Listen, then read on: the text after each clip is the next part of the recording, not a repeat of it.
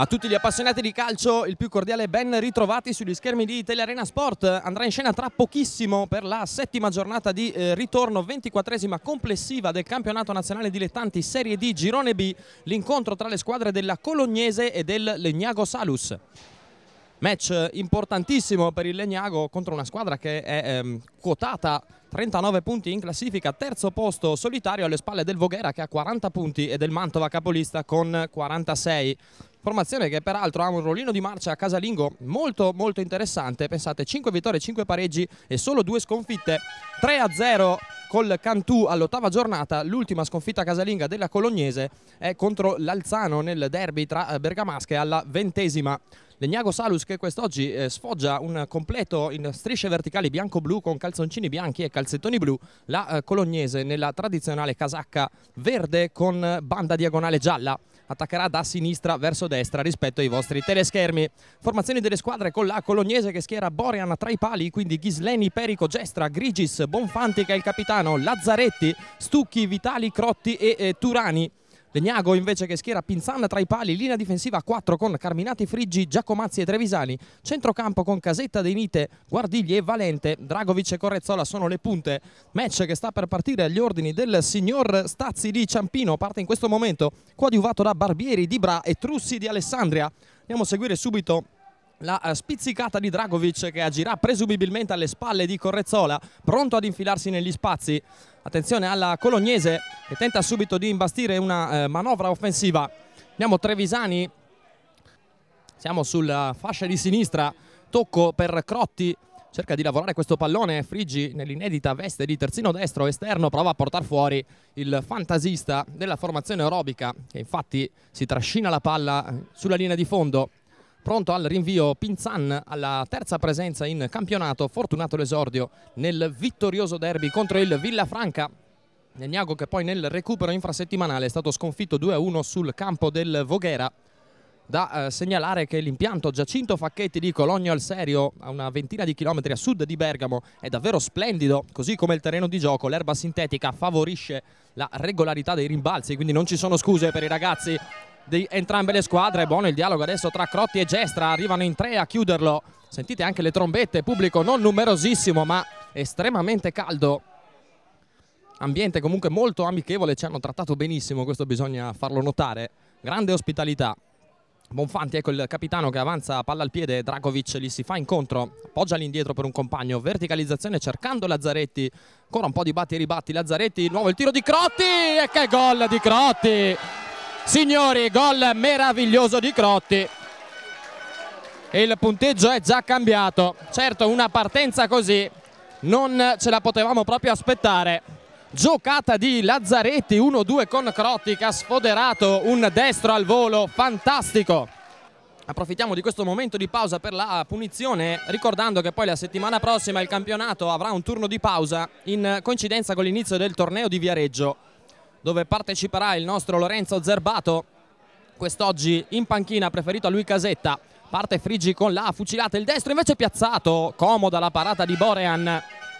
Mette giù Lazzaretti in bello stile, Trevisani lo francobolla e lo ferma, poi malinteso con Giacomazzi, arriva come una furia Vitali, tenta attenzione di andare dentro in mezzo a tutti, tocco sotto e non siamo riusciti a capire se l'intervento è stato miracoloso di Friggi o con la mano di richiamo di Pinzan. Occhiata al cronometro perché le emozioni e il ritmo vertiginoso della partita hanno fatto volar via i minuti. Siamo già al 32esimo, signori. Partita intensissima. Qui serie di trattenute tra Trevisani e Lazzaretti, poi bello il lob del numero 7. Stucchi, arriva De Nite a toccargli palla regolarmente, buonissimo questo intervento. Correzzola prova l'1 contro tutti, con grande astuzia Grigis lo sbilancia. Peccato perché aveva l'1 contro 1 Correzzola che era più veloce, Grigis che l'ha ostacolato leggermente, gli ha fatto perdere equilibrio e controllo di palla. Perico tenta di ragionare adesso la Colognese, si sgancia sulla sinistra ma non riceve Turani, pallone invece per Crotti che ha spazio, qualcuno deve andargli incontro, serve Gestra che è libero dai 18 metri. Aspetta un po' troppo e viene murato dalla difesa bianco-blu. Stucchi vede la partenza di un compagno, attenzione di testa. Ha provato Turani, Pinzan sicuro.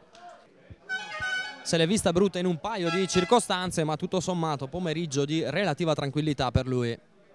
Anche per Pinzan, che ha avuto 2 occasioni in cui impegnarsi, in una non poteva farci nulla, nell'altra è stato bravissimo. Casetta sulla corsa per Correzzola, vediamo se cerca il cross dentro, taglia troppo sul portiere Trinchieri in leggero ritardo, ma campanile Stucchi su Guardigli, ennesimo colpo di testa del numero 8 di casa. Ora Friggi che esce in bello stile palla al piede, attenzione, prova il cost to cost, inseguito Trinchieri, la sponda per Guardigli, carica il destro e che gol di Guardigli! E che gol di Guardigli! Super gol del Legnago, 1-1 Matteo Guardigli. E finalmente arriva Mucchio selvaggio all'altezza della panchina legnaghese. Signori, azione stupenda, iniziata da Friggi e conclusa con un tiro da applausi di Guardigli, che quindi si riscatta dopo l'errore di qualche minuto fa.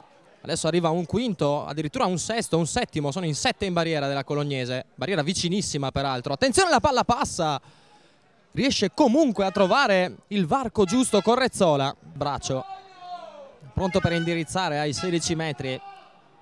C'è Stucchi largo, eccolo che lo cerca, sbaglia la chiusura Trevisani, pallone sull'esterno della rete, parte alta, palpitanti, parte Crotti, pallone che spiove sul dischetto, Trinchieri corregge, Pinzan che legge bene questa. Il capitano della Colognese passeggia, pressato adesso da Trinchieri, Zerbato su Ghisleni, scintille tra i due, prova a partire palla al piede Valente che non ha avuto molti palloni giocabili, adesso cerca l'uno contro tutti, dentro, attenzione Trinchieri, il controllo è buono, Trinchieri si allunga e rischia di far male anche al portiere. Fischiato dal direttore di gara, si ricomincia con Bonfanti. Adesso Colognese che a testa bassa cerca gli ultimi assalti per strappare i 3 punti ad un Legnago che si è difeso con i denti, è stato anche pericoloso. Vitali, attenzione Vitali, cerca il numero, la palla che resta lì e c'è il gol, incredibile, il gol di Vitali, 11° centro, esplode il Giacinto Facchetti di Cologno.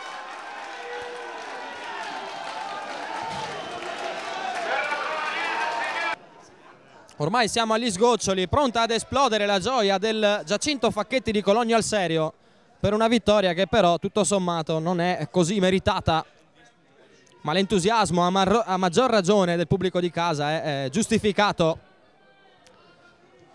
Ancora Colognese in avanti, ormai fischietto in bocca per Stazzi, pallone a campanile e finisce qui. La vittoria della Colognese, Legnago che ci ha provato in più modi, è riuscito a raddrizzare una partita iniziata malissimo con il vantaggio, super gol di Crotti dopo 2 minuti, poi è arrivato il pareggio all'8° della ripresa, il grandissimo gol di Guardigli, proprio a un pugno di secondi dalla fine è arrivata l'ingiustizia, il gol di Vitali, l'11° centro stagionale per la punta bergamasca, a sancire la vittoria 2-1 della Colognese sul Legnago Salus. Legnago che si ferma a 33, Colognese che sale a 42 punti, sempre più proiettata in zona playoff. A questo punto Legnago che dovrà approfittare della sosta la settimana prossima per ricaricare le batterie sia fisicamente che psicologicamente e ripresentarsi poi alla ripresa del torneo per il derby casalingo al Sandrini contro il Castelnuovo Sandrà. Quindi chiudiamo il collegamento dal Giacinto Facchetti di Cologno al serio, ringraziamo Fernando Gaspari per le riprese, da Emilio Ripari il più cordiale arrivederci.